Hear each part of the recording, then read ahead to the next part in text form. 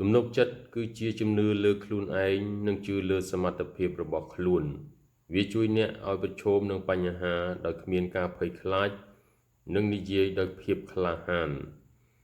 មនុស្សដែលមានទំនុកចិត្តជឿជាក់លើជំនាញនិងការសម្រេចចិត្តរបស់ខ្លួនទំនុកចិត្តមិនមែនមានន័យថាល្អឥតខ្ចោះនោះទេវាមានន័យថាទទួលយកចំណុចខ្លាំងនិងចំណុចខ្សោយរបស់អ្នក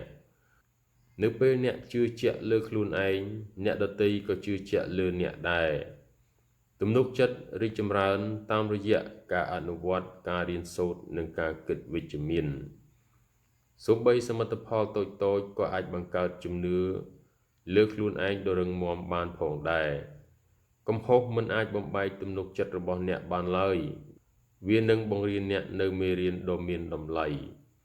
ការមានទំនុកចិត្តអ្នកអាចដេញតាមក្តីស្រមៃរបស់អ្នកនិងយកឈ្នះលើឧបសគ្គបានវាគឺជាគន្លឹះនៃភាពជោគជ័យនិងរីកចម្រើនផ្ទាល់ខ្លួននៅក្នុងជីវិត